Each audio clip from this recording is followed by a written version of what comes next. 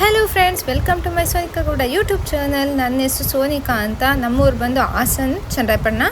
ಸದ್ಯಕ್ಕೆ ನಾನು ಈ ಕಡೆ ನಾರ್ತಲ್ಲಿದ್ದೀನಿ, ಮೀನ್ಸ್ ಆಗ್ರಾದಲ್ಲಿ. ಇಲ್ಲಿಂದ ಸಾಕಷ್ಟು ಕನ್ನಡ ವೀಡಿಯೋಸ್ನ ಮಾಡಿದ್ದೀನಿ, ಹೀಗೆ ಶೇರ್ ಮಾಡ್ಕೊತಾ ಇರ್ತೀನಿ. ಇದೊಂಥರ ಕಮ್ ಬ್ಯಾಕ್ ವೀಡಿಯೋ ಅಂತ ಇರ್ಬೋದು. ಒಂದು ತಿಂಗಳು ಮೇಲೆ ಆಯಿತು ನಾನು ವೀಡಿಯೋಸ್ ಬಿಟ್ಟು. ಸೊ ವರಲಕ್ಷ್ಮಿ ಹಬ್ಬದ ತಯಾರಿಯಿಂದ ಸಂಪೂರ್ಣ ವರಲಕ್ಷ್ಮಿ ಹಬ್ಬ ನಾನು ಹೇಗೆ ಮಾಡಿದೆ ಅಂತ ಅಂದ್ಬಿಟ್ಟು ಇದರಲ್ಲೆಲ್ಲ ತೋರಿಸಿದ್ದೀನಿ. ಇದೆಲ್ಲ ತೊಳಿಬೇಕಲ್ಲ. ಫಸ್ಟ್ ಕಿಚನ್ನ ಗುರುವಾರದಿಂದ ಸ್ಟಾರ್ಟ್ ಮಾಡಿಬಿಟ್ಟೆ. ಶುಕ್ರವಾರ ಅಂದರೆ ಮೀನ್ಸ್ ಒಂದು ವಾರ ಮುಂಚೆ, 9 ಡೇಸ್ ಮುಂಚೆ ಕಿಚನ್ದು. ಮಳೆನೂ ಚೆನ್ನಾಗಿತ್ತು ಈ ವರಲಕ್ಷ್ಮಿ ಟೈಮಲ್ಲಿ. ಲಾಸ್ಟ್ ಇಯರು ಅಷ್ಟೇ ಮಳೆ ಸ್ಟಾರ್ಟ್ ಆಗಿತ್ತು. ಈ ಥರ ಮಳೆಯಲ್ಲೆಲ್ಲ ನೆನೆಸಿ ನಾನು ಮಾಡಿದ್ದುಂಟು ಲಾಸ್ಟ್ ಇಯರ್ ಕೂಡ. ಈ ಸತಿನೂ ಹಾಗೆ ಮಾಡ್ತಾಯಿದ್ದೀನಿ. ಸೊ ಫೈನಲಿ ಕಿಚನೆಲ್ಲ ಉಜ್ಜಿ ಮಾಡಿ ಒರೆಸಿ ಕ್ಲೀನ್ ಮಾಡಿ ಹಿಟ್ಟಾಯಿತು. ಏನೋ ಒಂದು ಸಮಾಧಾನ, ನಮ್ಮ ಲಕ್ಷ್ಮಿ ಬರ್ತಾಳೆ ಮನೆಗೆ ಅಂತ ಅಂದ್ಬಿಟ್ಟು ಕ್ಲೀನ್ ಮಾಡಿದ್ರು ಮನೆಯೂ ಕೂಡ ಕ್ಲೀನ್ ಆಗುತ್ತಾ. ಸೊ ಹಾಗಾಗಿ ಚಾನ್ಸ್ ತೊಗೊಳ್ಳೋಬೇಡ ಅಂತ ಎಲ್ಲ ಮಾಡ್ಕೊಬಿಟ್ಟೆ. ಒಂದು ವಾರ ಮುಂಚೆ ಸ್ಟಾರ್ಟ್ ಮಾಡಿದ್ರು ಮುಗಿಯೋದೇ ಇಲ್ಲ ಕೆಲಸಗಳು ವರಲಕ್ಷ್ಮಿ ಹಬ್ಬ ಅಂದರೆ. ಸೊ ನೀವುಗಳೆಲ್ಲ ಹೇಗೆ ಮಾಡಿದ್ರಿ ಅಂತ ಹೇಳಿ. ಬಟ್ ನಾನು ನಮ್ಮಮ್ಮ ಮನೇಲಿ ನಾವೆಲ್ಲ ಕೇಳಿದ ಪ್ರಕಾರ ಫುಲ್ಲು ಮನೆ ಕ್ಲೀನ್ ಮಾಡ್ಕೋಬೇಕು ಅಂತ ಅಂದ್ಬಿಟ್ಟು ಇದರಲ್ಲಿ ಜಾಸ್ತಿ ಸ್ವಲ್ಪ ಹೆವಿ ಲೆಂತಿ ಕೆಲಸ, ತುಂಬ ಕಷ್ಟವಾದ ಹಬ್ಬ ಅಂದ್ರೇ ನನ್ನ ಪ್ರಕಾರ ವರಮಹಾಲಕ್ಷ್ಮಿ ಹಬ್ಬ ಅಂತ ಅನಿಸುತ್ತೆ. ಯಾಕೆಂದರೆ ಫುಲ್ಲು ಕ್ಲೀನ್ ಮಾಡಬೇಕು. ನಾವು ನಾನ್ ವೆಜ್ ಬಿಟ್ಟು ಮಡಿಯಿಂದ ಇರಬೇಕು. ದೇವರಿಗೆ ಏನೇನೋ ತರಬೇಕು, ಮುಟ್ಟು ತಟ್ಟು ಅಂತ ಎಲ್ಲ ಹೇಳ್ತಾರೆ. ಅದು ಆ ಥರ ಆಗ್ದಂಗೆ ನೋಡ್ಕೋಬೇಕು. ಸಿಕ್ಕಾಬಿಟ್ಟೆ ಶ್ರದ್ಧೆಯಿಂದ ಮಾಡಬೇಕು. ಸೊ ಹೇಗೆ ಅಂದರೆ ಒಂದಿನ ಅಲ್ಲ, ನಮ್ಮದು ಒಂದು 10 ಡೇಸಿಂದನೇ ನಮ್ಮ ಶ್ರದ್ಧೆ ಭಕ್ತಿ ಜಾಸ್ತಿ ಆಗಿಬಿಟ್ಟಿರುತ್ತೆ ಒಂದೇ ಸಲ. ಸೊ ಫ್ರಿಡ್ಜು ಎಲ್ಲ ಹೀಗೆ ಮಳೆ ಬರ್ತಾನೇ ಇತ್ತು, ಆಗ ಕ್ಲೀನ್ ಮಾಡ್ಕೊಳ್ತಿದ್ದೆ. ಸೊ ನಾನು ಫ್ರಿಡ್ಜ್ ಕ್ಲೀನ್ ಮಾಡುವಾಗ ಏನು ಮಾಡ್ತಿದ್ದೀನಿ ಅಂದರೆ, ಇದು ಗಾಲಾದು ಬರುತ್ತೆ, ಈ ಥರ ಸ್ಪಾಂಜ್ ಒಂದು 5 ಬರುತ್ತೆ. ಅದಕ್ಕೆ ವೆನಿಗರು ಸೋಡಾ ನೀರಿಗೆ ಹಾಕೊಬಿಟ್ಟು ಹೆಜ್ಬಿಟ್ಟು ಅದರಲ್ಲಿ ಒರೆಸ್ಕೊಳ್ತಾ ಇದ್ದೀನಿ. ಯಾವ್ದಾರ ಬ್ಯಾಕ್ಟೀರಿಯಾಗಳು ಏನಾರು ಇದ್ದರೆ ಅದು ಸುಲಭವಾಗಿ ಸಾಯುತ್ತೆ, ಮತ್ತು ಇದು ಫುಲ್ಲು ಕ್ಯಾಪ್ಚರ್ ಮಾಡ್ಕೊಬಿಡುತ್ತೆ. ಸೊ ನೀರು ನೋಡ್ಬೋದು ಹೇಗೆಲ್ಲ ಆಗಿದೆ ಅಂತ ಅಂದ್ಬಿಟ್ಟು. ನೀರು ಫುಲ್ಲು ಸೋಡಾ ಮತ್ತು ವೆನಿಗರ್ ಹಾಕೋದ್ರಿಂದ ತುಂಬ ಚೆನ್ನಾಗಿ ಕ್ಲೀನ್ ಆಗುತ್ತೆ. ಅದು ಬ್ಲೂ ಕಲರೇ ಬಿಟ್ಕೊಳ್ತಾ ಇದೆ, ಆ ಥರ ಕ್ಲೀನ್ ಆಗಿಬಿಡ್ತು. ಸೊ ಫೈನಲಿ ನೋಡ್ಬೋದು ಎಲ್ಲ ನೀಟಾಗಿ ಕ್ಲೀನಾಗಿದೆ. ಹಾಗೆ ಸ್ಕ್ರೀನ್ಗಳು ತೆಗೆಯೋದು, ಅದು ಇದು ಬೆಡ್ಶೀಟಿಂದ ಅದರಲ್ಲಿ ನೀರಿನ ಸಮಸ್ಯೆ ಒಂದು ಆಗಿಬಿಡ್ತು. ಯಾವತ್ತೂ ಇಲ್ಲ ನೀರಿನ ಸಮಸ್ಯೆ, ಹಬ್ಬ ಸ್ಟಾರ್ಟ್ ಮಾಡಿದಾಗ್ಲಿಂದ ಸ್ಟಾರ್ಟ್ ಆಗಿಬಿಡ್ತು.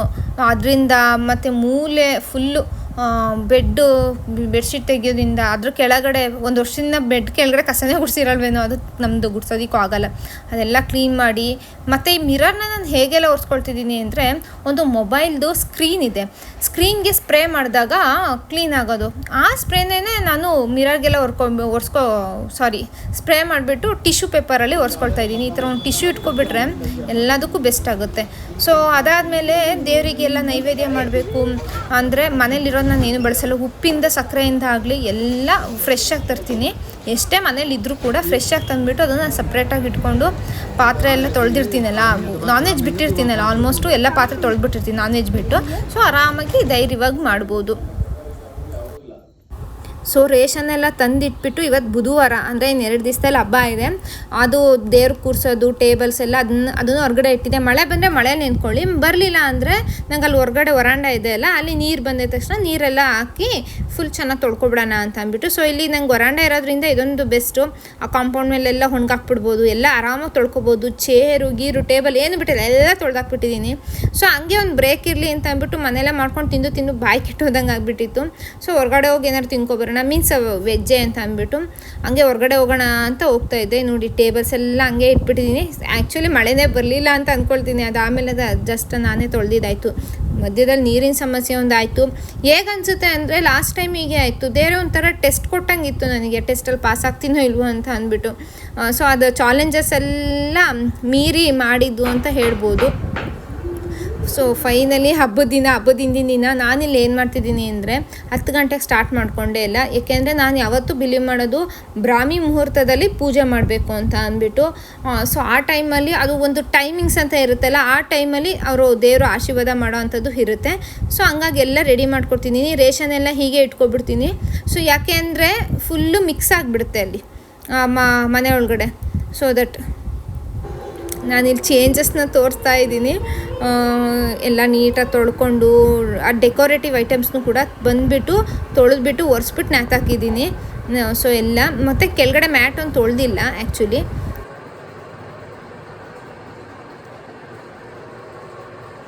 ಟೈಮ್ 2:30 ಆಗಿದೆ. ಲಾಸ್ಟ್ ಲಾಸ್ಟ್ ಇಯರ್ ನನಗೆ ನಿದ್ದೆನೂ ಬಂದಿರಲಿಲ್ಲ. ಮತ್ತು ಕೆಲಸ ಹೇಗೆ ಮಾಡಿಕೊಂಡೆ ಅಂದರೆ ಫಸ್ಟ್ ಟೈಮ್ ಮಾಡಿದ್ರು ಆರಾಮಾಗಿ ಮಾಡ್ಕೊಬಿಟ್ಟೆ. ಬಟ್ ಈ ಸತಿ ಏನೂ ಆಗ್ತಾಯಿಲ್ಲ. ಈ ಸತಿ ಎಲ್ಲ ಜಾಸ್ತಿ ನೆಗೆಟಿವ್ ಸಾಕಾಗ್ಬಿಟ್ಟಿದೆ. ವಾಟರ್ ಪ್ರಾಬ್ಲಮ್ ಆಗಿ, ಲೀಕೇಜ್ ಆಗಿ, ನೀರಿಲ್ಲ ಅಂತ ಅಂದ್ಬಿಟ್ಟು ಫೈನಲಿ ಅದು ನೀರು ಹೆಂಗೆ ಹೊಂದಿಸಿ ಇನ್ನೇನು ಹೋಗಿ ಹೊರಗಡೆ ಎಲ್ಲ ತರಬೇಕು ಅಂತ ಹೋದ್ವಿ. ಅಷ್ಟರಲ್ಲಿ ಏನೋ ಅಲರ್ಟ್ ಇದೆ, ರೆಡ್ ಅಲರ್ಟ್ ಇದೆ ಅಂತ ಅಂದ್ಬಿಟ್ಟು ಹೇಳೋದು. ಏನು ಹೇಳ್ತೀರಾ, ಒಂದು ಗೇಟ್ ದಾಟಿದ್ರೆ ನನಗೆಲ್ಲ ಸಿಕ್ಬಿಡ್ತಿತ್ತು. ಆ ಗೇಟ್ ದಾಟೋಕ್ಕೆ 10 ಕಿಲೋಮೀಟ್ರ್ ಸುತ್ತಕೊಂಡು ವಾಪಸ್ ಅಲ್ಲಿಗೆ ಹೋಗಿ ಬಂದು 10 ಗಂಟೆ ಅಲ್ಲೇ ಆಯಿತು. ನೀರಿಲ್ಲ ಅನ್ನೋ ಕಾರಣಕ್ಕೆ ಸರಿಯಾಗಿ ಕೆಲಸ ಆಗಿರಲಿಲ್ಲ. ಅದು ಈಗ ದೇವ್ರ ದೀಪ ಆಗಿರ್ಬೋದು ಅದೆಲ್ಲ ಈಗ ತೊಳೆದು ಇಟ್ಟಿದ್ದೀನಿ. ಅಲಂಕಾರನೇ ಮುಗ್ದಿಲ್ಲ. ಇನ್ನೂ ತಾಳಿ ಮಾಡಬೇಕು, ಕಂಕಣ ಮಾಡಬೇಕು, ಇಟ್ಕೊಂಡು ಪೇಷನ್ಸಿಂದ ಮತ್ತು ಹಣ್ಣೆಲ್ಲ ತೊಳೆದು ಎಲ್ಲ ಮಾಡಿ ಅರೇಂಜ್ ಮಾಡಿ ಇಡಬೇಕು. ಅದಕ್ಕೆ ಈಗ ಆಲ್ರೆಡಿ 2:30 ಆಗಿದೆ. ನಿದ್ದೆ ಮಾಡೋ ಏನು ಪ್ರಯೋಜನ ಇಲ್ಲ. 5:40ಕ್ಕೆಲ್ಲ ಸ್ಟಾರ್ಟ್ ಮಾಡಬೇಕು ಪೂಜೆ. ಬಾಳೆದಿನ ತಂದಿದೆ, ಚೆನ್ನಾಗಿ ಸಿಕ್ಕಿತ್ತು. ಬಟ್ ಇದು ಕಟ್ಟೋಕ್ಕಾಗೋದಿಲ್ಲ. ಈ ಸೈಡಿಗೆ ಆ ಥರ ಇದೆ, ಎಲ್ಲ ಕ್ಲೋಸ್ ಮಾಡಿಬಿಡ್ತೀನಿ, ಕಟ್ಟೋಕ್ಕಾಗಲ್ಲ. ನೆಕ್ಸ್ಟ್ ಇಯರು ಇವನ್ನೆಲ್ಲ ನೋಡ್ಕೊಂಡು ತರಬೇಕು. ಮನೆ ಸೈಡಿಗೆ ಬಾಳೆ ದಿಂಬು ಮಾಡ್ತೀನಿ ಅನ್ನೋದಾದರೆ ನೋಡೋಣ. ದೇವರು ನೆಕ್ಸ್ಟ್ ಇಯರ್ ನನಗೆ ಇಷ್ಟು ಇದಾಗ್ಬಿಡುತ್ತೆ, ಫುಲ್ಲು ನೋಡೋಕ್ಕಾಗ್ತಿಲ್ಲ. ಹಿಂಗಾಗ್ಬಿಟ್ರೆ ಕಷ್ಟ ಮಾಡೋದು ಅಂದರೆ ಹೆದರಿಕೆನೇ ಆಗುತ್ತೆ. ಮತ್ತು ಇದು ನಾವು ಹೊರಗಡೆ ಹೋಗಿ ಸ್ನಾನ ಮಾಡಬೇಕು. ಕಾಂಪೌಂಡ್ ಒಳಗಡೆ ಅಂದರೆ ಮನೆ ಹೊರಗಡೆ ಎಲ್ಲ, ಇಲ್ಲೆಲ್ಲ ಟಾಯ್ಲೆಟ್ ಬಾತ್ರೂಮ್ ಎಲ್ಲ, ಕಿಚನು ಎಲ್ಲ ಹೊರಗಡೆ ಕೊಡ್ತಾರೆ. ಆಗಿನ ಕಾಲದಿರೋ ಥರ ಒಂಥರ ಸಂಪ್ರದಾಯ ಮಾಡ್ಕೊಂಬಂದಂಗೆ. ನಮ್ಮ ಕಾಲದಲ್ಲಿ ಯಾವುದೋ ಒಂದು ತಾತನ ಕಾಲದಲ್ಲಿ ಇದ್ದಂಗೆ. ಸೊ ಅದು ಬೇರೆ, ಗೀಝರ್ ಬೇರೆ ಆನ್ ಆಗ್ತಿಲ್ಲ, ಪ್ರೆಷರ್ ಇಲ್ಲ ಅಂತ ಅಂದ್ಬಿಟ್ಟು ಅದನ್ನು ಬೇರೆ ಕಾಯಿಸ್ಕೋಬೇಕು. ಇನ್ನು ದೇವ್ರ ಮನೆಯೂ ಕ್ಲೀನ್ ಆಗಿಲ್ಲ. ದೇವ್ರ ಮನೆ ಕ್ಲೀನ್ ಆಗಬೇಕು.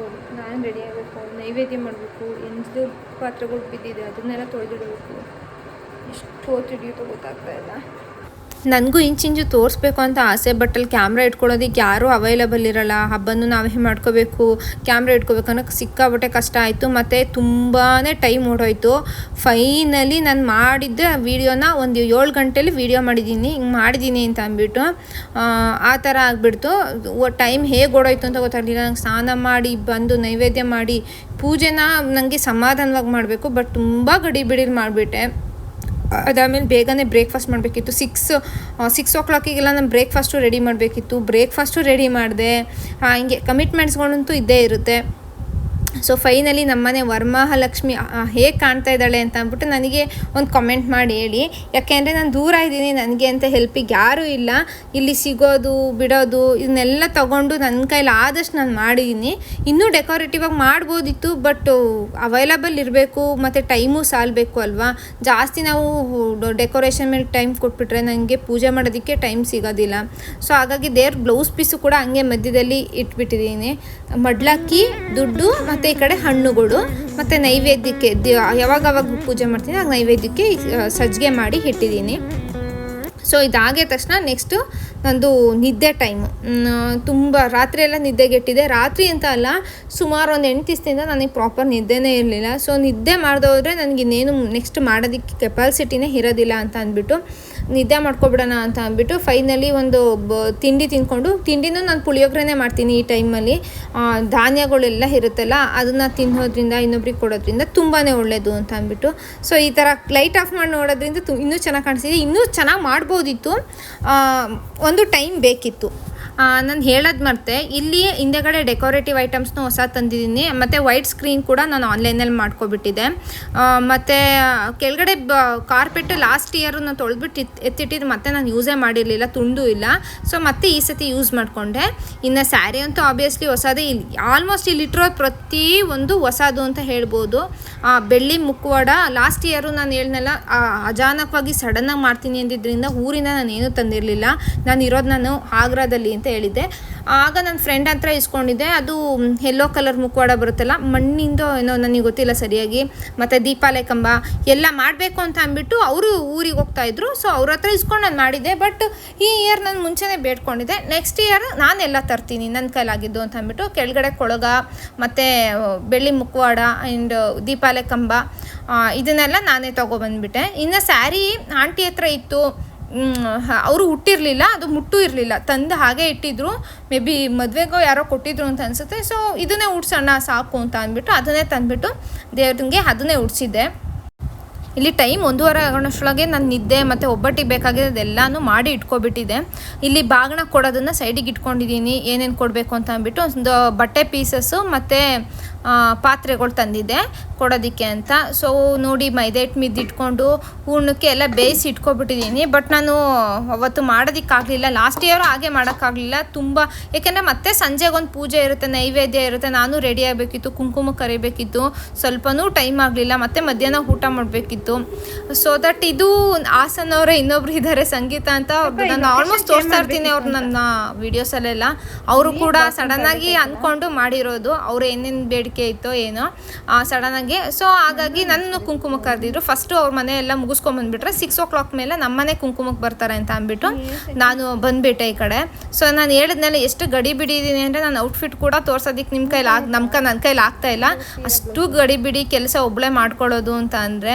ಸೊ ಅವ್ರಿಗೆ ಬಂದ ತಕ್ಷಣ ಹೇಳ್ತಿದ್ದೆ, ವಾಸ್ತು ಈ ಥರ ಸರಿ ಹೋಗಲ್ಲ, ಈ ಥರ ಸರಿ ಹೋಗಲ್ಲ, ಈ ಹೂ ಮುಡಿಸ್ಬಾರ್ದು ಅಂತ ಅಂದ್ಬಿಟ್ಟು. ಸೊ ಅವರು ಫಸ್ಟ್ ಟೈಮ್ ಮಾಡಿರೋದ್ರಿಂದ ಸೊ ನನಗೇನೇನು ಗೊತ್ತೋ ಅದನ್ನೆಲ್ಲ ಹೇಳ್ತಾ ಇದ್ದೆ. ಅವರು ಒಂದು ಡಜನ್ವರೆಗೂ ಬಳೆ ಕೊಟ್ಟರು. ಸೊ ನಂಗೆ ಬಳೆ ಅಂದರೆ ಇಷ್ಟ, ನಂಗೆ ಎಷ್ಟು ಕೊಟ್ರು ಗಾಜಿನ ಬಳೆ ಅಂದರೆ ತೊಡ್ಕೊಬಿಡ್ತೀನಿ ಒಂದಿನಕ್ಕಲ್ವಾ ಅಂತ ಅಂದ್ಬಿಟ್ಟು. ಸೊ ಅವ್ರ ಮನೇದಾಯಿತು. ಆಮೇಲೆ ನಂಗೆ ಹೊಟ್ಟೆ ಸಿಕ್ಕಾಪಟ್ಟೆ ಹಸ್ತಿತ್ತು, ಕಾಳು ಏನೇನೋ ಪ್ರಸಾದ ಕೊಟ್ಟರು. ಹೇಗೆ ತಿಂದೆ ಅಂದರೆ 3 ದಿವಸದಿಂದ ಊಟನೇ ಕಂಡಿಲ್ಲ ಅಂತ ಅಂದ್ಬಿಟ್ಟು. ಸೊ ನಾನು ಈ ಪೂಜೆ ಮಾಡುವಾಗ ಯಾವುದೇ ಕಾರಣಕ್ಕೂ ಉಪವಾಸ ಮಾಡಲ್ಲ. ಏಕೆ ಅಂದರೆ ನನ್ನ ಶ್ರದ್ಧೆ ಭಕ್ತಿ ದೇವ್ರ ಮೇಲೆ ಇರೋದು ಬಿಟ್ಬಿಟ್ಟು ಬರೀ ನನ್ನ ಹೊಟ್ಟೆ ಮೇಲೆ ಆಗುತ್ತೆ. ಸೊ ಅದಾದಮೇಲೆ ನನಗೆ ಇನ್ಸ್ಪೈರ್ ಮಾಡಿದವರು ಹಬ್ಬ ಮಾಡಬೇಕು ಅಂತ ಅಂದ್ಬಿಟ್ಟು ನಿವೇದಿತಾ ಅಂತ ಅಂದ್ಬಿಟ್ಟು ದಾವಣಗೆರೆ ಅವರು ಎಷ್ಟು ಚೆನ್ನಾಗಿ ರಂಗೋಲಿ ಬಿಡಿಸಿದ್ದಾರೆ ಅಂದರೆ ಸೂಪರಾಗಿ ಬಿಡಿಸಿದ್ದಾರೆ. ಅದೇನೋ ಕೈಯಲ್ಲಿ ಬಿಡಿಸ್ದಂಗೆ ಕಾಣ್ತಿಲ್ಲ, ಆ ಥರ ಇದೆ. ಸೊ ನೋಡ್ಬೋದು, ಅದು ಸ್ಕ್ರೀನ್ ಹಿಂದೆಗಡೆ ಅವ್ರು ಹಾಕಿರೋದು ದೇವ್ರದ್ದು. ಬಟ್ ಚೆನ್ನಾಗಿ ಕಾಣಿಸ್ತಾ ಇತ್ತು. ಎಲ್ಲರ ಮನೆ ಲಕ್ಷ್ಮಿನೂ ಒಂಥರ ಡಿಫ್ರೆಂಟಾಗಿ ಕಾಣಿಸ್ತಾ ಇತ್ತು. ಇದು ಫುಲ್ ಪಿಂಕಿಶ್ ಲಕ್ಷ್ಮಿ ಅಂತ ಅಂದ್ಕೊಳ್ತೀನಿ. ಆ ಥರ ನೋಡಿ ಇಲ್ಲಿ ರಂಗೋಲಿ ತುಂಬಾನೇ ಇಷ್ಟ ಆಯ್ತು ಅವ್ರ ಹತ್ರ. ಅದನ್ನೊಂದು ಕಲ್ತ್ಕೋಬೇಕು, ಹಬ್ಬ ಮಾಡೋದು ಹೇಗೆ ಅಂತ ಅಂದ್ಬಿಟ್ಟು ಅವರಿಂದ ಇನ್ಸ್ಪೈರ್ ಆಗಿ ಕಲಿತೆ. ಸೊ ಈಗ ರಂಗೋಲಿನೂ ಕಲ್ತ್ಕೋಬೇಕು. ನಾನು ಅವರಿಗೆ ಕೊಡ್ತೀನಿ, ಯಾರಿಗೆ ಅಂದರೆ ಈಗ ನೀವು ಇಟ್ಕೊಡಿ ಅಂತ ಅಂದ್ಬಿಟ್ಟು. ನನಗೆ ಗೊತ್ತೇ ಇಲ್ಲ.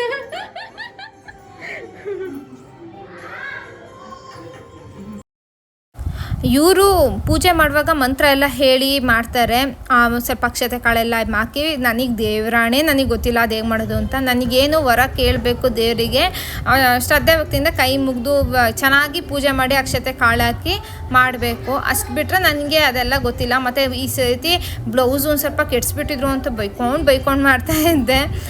ಏನೋ ಒಂಥರ ಜಾಸ್ತಿ ನೆಗೆಟಿವಿಟಿ ಅಂತ ಅನ್ನಿಸ್ಬಿಡ್ತಪ್ಪ ಈ ಸತಿ. ಸತಿ ಹಂಗೆ ಪಾಸಿಟಿವಿಟಿ ಜಾಸ್ತಿ ಇರಲಿಲ್ಲ, ಒಂಥರ ಪರೀಕ್ಷೆ ಮೇಲೆ ಪರೀಕ್ಷೆ. ಸೊ ಹೆಂಗೋ ಇದ್ದಿದ್ರಲ್ಲೇ ಬ್ಲೌಸಲ್ಲೇ ಮ್ಯಾನೇಜ್ ಮಾಡಿದೆ. ಸೊ ಪ್ರಸಾದಕ್ಕೆ ಅಂತ ಇವರು ಎಂಥದ್ದು ಬಿಸಿಬೇಳೆ ಬಾತು, ಚಕ್ಲಿ, ಸ್ವಲ್ಪ ಕಾಳು ಮತ್ತು ರವೆ ಉಂಡೆ ಇದೆಲ್ಲ ಮಾಡಿದರು. ಎಲ್ಲ ತಿಂದ್ಕೊಂಡು ಬಂದುಬಿಟ್ಟು ಈಗ ನೆಕ್ಸ್ಟು ನಮ್ಮ ಮನೆಯದಕ್ಕೆ ಕರೆದಿದ್ದೀನಿ. ಪಾಪ ಕರೆದೇ ಆದಮೇಲೆ ಹೋಗ್ಬಿಟ್ಟು ನಾನು ಪುಳಿಯೋಗರೆಗೆ ಎಲ್ಲ ಮಾಡಿಬಿಟ್ಟು ಇಟ್ಬಂದಿದ್ದೆ. ಅದನ್ನೆಲ್ಲ ಕಲಸಿಟ್ಟು ಅದಾದಮೇಲೆ ಕೇಸರಿ ಬಾತು ಬಿಸಿ ಮಾಡಿದೆ, ಇಲ್ಲಾಂದರೆ ಹಲ್ವಾ ಆಗಿಬಿಡುತ್ತೆ ಅಂತ ಅಂದ್ಬಿಟ್ಟು. ಸೊ ಒಂದು ಕಡೆ ಅಲ್ಲಿ ಮಾಡಬೇಕು, ಒಂದು ಕಡೆ ಇವ್ರು ಕೊಡಬೇಕು, ಕುಂಕುಮಕ್ಕೆ ರೆಡಿ ಮಾಡಬೇಕು, ಬಾಗಿಣ ಕೊಡಬೇಕು. ಒಂದಲ್ಲ ಎರಡಲ್ಲ, ಎಲ್ಲ ಕಡೆ ನನಗೆ ಮೊಬೈಲ್ ತೊಗೊಂಡೋಗಿ ಮಾಡೋದಕ್ಕೂ ಆಗ್ತಾ ಇರಲಿಲ್ಲ. ಇಲ್ಲಿ ಕೂತಿರೋ 3 ಜನನು ನಮ್ಮ ಕರ್ನಾಟಕದವ್ರೆ.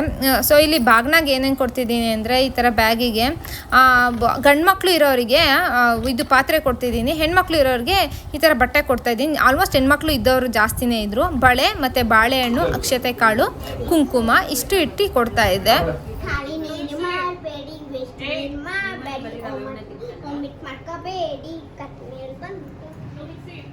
ನಾವೇ ಯಾವಾಗ ಗಡಿ ಬಿಡಿಲಿದ್ರೆ ಮಕ್ಕಳೇ ಯಾವುದೋ ಒಂದು ಲೋಕದಲ್ಲಿ ಇರ್ತಾರೆ, ನೋಡೋಕ್ಕೆ ಚಂದ. ನಾನಿಲ್ಲಿ ಹೂರ್ಣನೇ ಕಟ್ಟಿಟ್ಟಿದ್ದೀನಿ. ಯಾಕೆಂದರೆ ನಮ್ಮ ಲಾಸ್ಟ್ ಇಯರ್ ನಮ್ಮಮ್ಮ ಹೇಗೆ ಹೇಳಿತ್ತು, ಹೂರ್ಣನೇ ಜಾಸ್ತಿ ಶ್ರೇಷ್ಠ, ಒಬ್ಬಿಟ್ಟು ಹಾಕ್ತಾಯಿದ್ರು ಅಂತ ಅಂದ್ಬಿಟ್ಟು ನಾನು ಇಲ್ಲಿ ಎಲ್ರಿಗೂ ಒಬ್ಬಿಟ್ಟು ಮಾಡೋಣ ಅಂತ ಮೈದಾ ಹಿಟ್ಟೆಲ್ಲ ಮಿದ್ದಿಟ್ಟಿದ್ದೆ. ಬಟ್ ದೇವರಾಣೆ ನಂಗೊಂದು ಸ್ವಲ್ಪನೂ ಟೈಮ್ ಸಿಗಲಿಲ್ಲ, ಎಲ್ಲ ಗಡಿ ಬಿಡಿಲೇ ಮಾಡ್ಕೊಬಿಟ್ಟೆ. ಅದಾದಮೇಲೆ ಇಲ್ಲಿ ಪೂಜೆಗೆ ಅದನ್ನೆಲ್ಲ ಒಂದು ಸ್ವಲ್ಪ ಎತ್ತಿಡಬೇಕಿತ್ತು. ನಾನು ಅಂದ್ಕೊಂಡೆ ಇವತ್ತೇ ಎತ್ಬಿಡೋಣ ದೇವ್ರನ್ನ, ಲಾಸ್ಟಿಗೆ ಬಂದುಬಿಟ್ಟು ಇದನ್ನೇಳಿ ದೃಷ್ಟಿ ತೆಗೆದ್ಬಿಟ್ಟು ಮಾಡೋಣ ಅಂತ ಅಂದ್ಬಿಟ್ಟು. ಬಟ್ ಯಾಕೋ ಎತ್ತೋದಕ್ಕೆ ಮನಸ್ಸಾಗಲಿಲ್ಲ, ಒಂದೇ ದಿನದಲ್ಲಿ ಎತ್ತಬಾರ್ದು ಅಂತ ಅಂದರು. ಹಾಗಾಗಿ ಸುಮ್ಮನೆ ಬಿಟ್ಬಿಟ್ಟೆ. ಸೊ ಈಗ ಅಲ್ಲಿ ಆಂಧ್ರ ಪ್ರದೇಶನವರು ವೆಂಕಟ ಸ್ವಾಮಿ ದೇವಸ್ಥಾನದಲ್ಲಿ ಮಾಡ್ತಾರೆ ಗ್ರ್ಯಾಂಡಾಗಿ, ತುಂಬ ಗ್ರ್ಯಾಂಡಾಗಿರುತ್ತೆ. ಲಾಸ್ಟ್ ಟೈಮು ಕೂಡ ಹೋಗಿದ್ದೆ, ಪ್ರಸಾದ ತಿನ್ಕೊಂಡಿದ್ದೆ. ಸೊ ಹಾಗೆ ಅಂತ ಅಂದ್ಬಿಟ್ಟು ಈಗ 3 ಜನನು ಹೊರಟ್ವಿ. ಮಾತ್ರ ಕಲಿಬೇಡಿ. ನಾನ್ ನಿನ್ನೆ ಬರೀ ಜನಗನ ಮನೆ ತುಂಬಾ ಓಡಾಡ್ಕೊಂಡು ಅದಕ್ಕೆ ನಿತ್ಯೋತ್ಸವ ಆಡಿತ್ತಲ್ಲ ಅದನ್ನ ಕಲ್ಸಿದ್ರೆ ಏನಂದ್ರು ಮಾತಾಡ್ಲೇ ಇಲ್ಲ. ಅದು ದಿನಾ ಹೇಳ್ತಿರ್ತಾವಲ್ಲ ಮಜಾ ಬರುತ್ತೆ.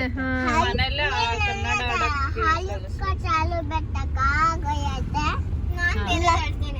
ತಡಿ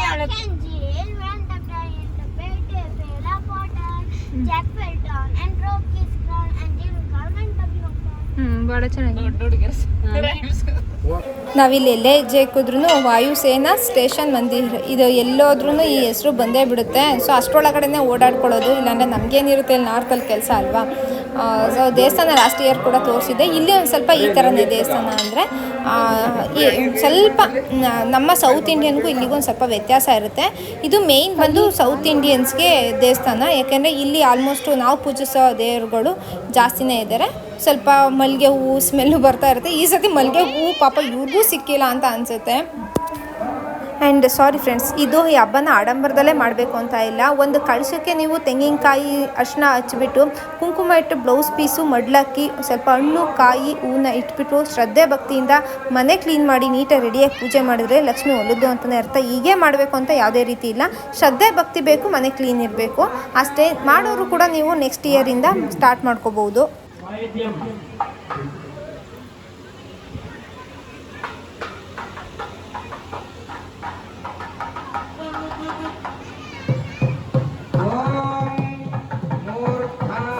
ಇಲ್ಲಿ ವರಲಕ್ಷ್ಮಿ ವ್ರತ ಮಾಡೋದಕ್ಕೆ ಹೆಣ್ಮಕ್ಳೆಲ್ಲ ಕೂತ್ಬಿಟ್ಟಿದ್ದಾರೆ. ಇಲ್ಲಿ ಪ್ಯಾಕೇಜ್ ಕೂಡ ಬರುತ್ತೆ. 3 ಡೇಸು ಇಲ್ಲಿ ತೇರಿಂದ ಇರ್ಬೋದು ಮತ್ತು ದೇವ್ರದ್ದು ಕಲ್ಯಾಣ ಎಲ್ಲ ಇರುತ್ತೆ. ಇದಕ್ಕೆಲ್ಲ ಸೇರ್ತೇವೆ 7000 ಏನೋ ಚಾರ್ಜ್ ಮಾಡ್ತಾರೆ. ಅದು ಬಿಟ್ಟರೆ ಇದು ಜಸ್ಟ್ ಈ ವ್ರತಕ್ಕೆ 1,500 ಮಾಡ್ತಾರೆ. ನಮಗೆ ಮನೇಲಿ ಪೂಜೆ ಮಾಡೋಕ್ಕಾಗಲಿಲ್ಲ ಅಂದ್ರೂ ಇಲ್ಲಿ ಬಂದರೆ ಕಳಶ ಗಿಳಶ ಎಲ್ಲ ಅವರೇ ಕೊಟ್ಬಿಟ್ಟು ಪೂಜೆ ಕೂಡ ಮಾಡಿಸ್ತಾರೆ. ಸುಮಾರು ಹೊತ್ತು ಹಿಡಿಯುತ್ತೆ. ಮತ್ತು ಇಲ್ಲೆಲ್ಲ ಏನಾಗ್ತಾರೆ ಅಂದರೆ ಅವ್ರ ಹಸ್ಬೆಂಡ್ಗಳು ಮಕ್ಳುಗಳ್ನ ಇಟ್ಕೊಂಡು ಕೂತಿರ್ತಾರೆ. ಇವರು ವ್ರತನ ನೀಟಾಗಿ ಕಂಪ್ಲೀಟ್ ಮಾಡ್ತಾರೆ. ಆ ಥರ ಇದು ಶುಕ್ರವಾರದಿಂದ ಸ್ಟಾರ್ಟ್ ಆಗಿ ಶನಿವಾರ ಮತ್ತು ಭಾನುವಾರ ಭಂಡಾರ ಅಂತ ಇರುತ್ತೆ. ಅಂದರೆ ಊಟ ಎಲ್ಲರೂ ಚಂದ ವಸೂಲಿ ಮಾಡಿರ್ತಾರೆ. ನಾರ್ತ್ ಇಂಡಿಯನ್ಸಿಂದ ಸೌತ್ ಇಂಡಿಯನ್ಸಿಂದ ಪ್ರತಿಯೊಬ್ಬರು ಇದಕ್ಕೆ ದುಡ್ಡು ಹಾಕಿರ್ತಾರೆ. 3 ದಿನ ನಡೆಯೋದ್ರಿಂದ ಸಿಕ್ಕಾಪಟ್ಟೆ ಖರ್ಚು ಕೂಡ ಆಗುತ್ತೆ. ಕಲ್ಯಾಣ ರಥ ಸುಮಾರು ಡ್ಯಾನ್ಸ್ ಕಲ್ಚರ್ ಪ್ರೋಗ್ರಾಮು. ಬಟ್ ಇದಕ್ಕೆಲ್ಲ ನಾವು ಅಟೆಂಡ್ ಆಗಲ್ಲ, ಯಾಕೆಂದರೆ ನಾವೇ ಬ್ಯುಸಿ ಇರ್ತೀವಿ ಹಬ್ಬ ಮಾಡಿ ಎಲ್ಲ. ಹಾಗಾಗಿ ಬಟ್ ಇಲ್ಲಿ ಬಂದ ತಕ್ಷಣ ಸೌತ್ ಇಂಡಿಯನ್ ಫೀಲ್ ಬಂದೇ ಬಿಡುತ್ತೆ ಗೊತ್ತಾ. ಇಲ್ಲ ಈ ಥರ ಎಲ್ಲ ದೇವಸ್ಥಾನ ನಿಮಗೆ ನೋಡೋದಕ್ಕೆ ಸಿಗಲ್ಲ. ಈ ಥರ ಸೌಂಡು, ಈ ಥರ ಡುಂಟಕ ಮತ್ತು ನಮ್ಮ ಅಲ್ಲಿ ಇದನ್ನು ಹೇಳ್ತಾರಲ್ಲ ಏನದು ಮಂತ್ರಗಳು, ಆ ಥರ ಎಲ್ಲ ಸಿಗಲ್ಲ. ಇಲ್ಲಿ ಬಂದ ತಕ್ಷಣ ವೈಬ್ಸೇ ಚೇಂಜ್ ಆಗುತ್ತೆ. ಹಾಗಾಗಿ ನಾನು ಮಿಸ್ ಮಾಡ್ದಂಗೆ ಎಷ್ಟೇ ಟಯರ್ಡ್ ಆಗಿದ್ರು ಇಲ್ಲೊಂದ್ಸಲಿ ಬಂದು ಹೋಗ್ಬಿಡ್ತೀನಿ. అంటే అనంత కోటి ఫలితాలు లభించాలంటే ఆ దక్ష తాంబూలాన్ని సమర్పణ చేసుకోవాలి వరలక్ష్మి వ్రతం సమయంలో. అందుకొరకు 101 రూపాయలు కానీ 108 రూపాయలు కానీ ఆ దక్షిణ తాంబూలాన్ని చూపించి అమ్మవారి దగ్గర. ಸೊ ದೇವ್ರನ್ನ ನಾನು ಅವತ್ತೇ ಎತ್ತಲಿಲ್ಲ ಅಂತ ಹೇಳಿದ್ನಲ್ಲ, ಮತ್ತು ಈ ನೆಕ್ಸ್ಟ್ ಡೇ ಎತ್ತೋಣ ಅಂದ್ಕೊಂಡೆ. ಅದಾದಮೇಲೆ ಬೇಡ 3 ಡೇಸ್ ಇರಲಿ ಅಂತ ಅಂದ್ಬಿಟ್ಟು, ಯಾಕೆಂದರೆ ಅವತ್ತು ನೈಟ್ ಮಲಗಿದಾಗಲೇ ನನಗೆ ಕನಸಲ್ಲೆಲ್ಲ ಅಮ್ಮ ಮೈ ಮೇಲೆ ಬಂದಾಗೆಲ್ಲ ಆಯಿತು. ಸೊ ಏನೋ ಹೇಳ್ತಾ ಇದ್ದಾರೆ ಅವ್ರಿಗೆ ಹೋಗೋದಕ್ಕೆ ಇಷ್ಟ ಇಲ್ಲ ಅಂತ ಅಂದ್ಕೊಬಿಟ್ಟೆ ನಾನೇ. ಅದಾದಮೇಲೆ ಇಲ್ಲಿ ಬಂದವರು ಒಬ್ರು ಹೇಳಿದ್ರು ಅವರಿಗೆ ಒಂದು ಸ್ವಲ್ಪ ವೈಬ್ರೇಷನ್ ಆಗುತ್ತೆ, ಪಾಸಿಟಿವ್ ವೈಬ್ಸ್ ಇತ್ತು ಅಲ್ಲಿ, ಒಂದು ದೇವ್ರ ಶಕ್ತಿ ಇತ್ತು ಅಂದರೆ ಅವ್ರಿಗೆ ವೈಬ್ರೇಷನ್ ಸ್ಟಾರ್ಟ್ ಆಗುತ್ತೆ. ಅವ್ರಿಗೂ ಕೂಡ ವೈಬ್ರೇಷನ್ ಸ್ಟಾರ್ಟ್ ಆಗಿತ್ತು. ಸೊ ಆ ಎನರ್ಜಿ ಇಲ್ಲೇ ಇದೆ ಅಂತ ಅನ್ನಿಸೋಕೆ ಸ್ಟಾರ್ಟ್ ಆಯಿತು. ಹಾಗಾಗಿ ನಾನು ಎತ್ತೋದಕ್ಕೆ ಹೋಗಲಿಲ್ಲ. ಇರಲಿ 3 ಡೇಸ್ ಅಂತ ಅಂದ್ಬಿಟ್ಟು ನನ್ನ ಕೈಲಿ ಆಗಿದ್ದ ನೈವೇದ್ಯನ ದೇವ್ರಿಗೆ ಮಾಡಿ 3ನೇ ದಿನ ಲಾಸ್ಟಿಗೆ ನಾನು ದೃಷ್ಟಿ ತೆಗೆದುಬಿಟ್ಟು ದೇವ್ರನ್ನೆತ್ತೆ. ಸೊ ಸಿಕ್ಕಾಪಟ್ಟೆ ಮಾಡಿದ್ದು ಎಷ್ಟು ಕೆಲಸ ಆಯಿತು. ಮತ್ತೆ 1 ವಾರ ನನಗೆ ಅದು ಎತ್ತಿ ಕ್ಲೀನ್ ಮಾಡಿ ವಾಪಸ್ಸು ಆ ಜಾಗಕ್ಕೆ ಇಡೋದಕ್ಕೆ 1 ವಾರ ಅಷ್ಟೇ ಟೈಮ್ ತೊಗೊಳ್ತು. ಕಮ್ಮಿ ಅಂದರೆ 15 ದಿನ ಇದಕ್ಕೆ ಕೊಡಲೇಬೇಕು, ಇಲ್ಲಾಂದರೆ ಏನೂ ಆಗೋದಿಲ್ಲ. ಸೊ ಇಲ್ಲಿ ಭಂಡಾರ ಅಂತ ಹೇಳಿದ್ನೆಲ್ಲ ಊಟಕ್ಕೆ ಭಾನುವಾರ ಬಂದಿದ್ದೀವಿ. ಜನ ಸಿಕ್ಕಾಬಿಟ್ಟೆ, ಜನಕ್ಕಿಂತ ಮಳೆ ಬರೋದಕ್ಕಿಂತ ಮುಂಚೆ ಒಂದು ಲೆವೆಲಿಗೆ ಸೆಕೆ ಆಗ್ತಿತ್ತು ಅಂದರೆ ಸಿಕ್ಕಾಬಿಟ್ಟೆ. ಇಲ್ಲಿ ಆಂಧ್ರ ಪ್ರದೇಶದವರು ಕನ್ನಡದವರು ಒಂದು 10 ಜನ ಇದ್ದರೆ, ಆಂಧ್ರ ಪ್ರದೇಶದವ್ರು 100 ಜನ ಇರ್ತಾರೆ. ಸಿಕ್ಕಾಬಿಟ್ಟೆ ಜನ.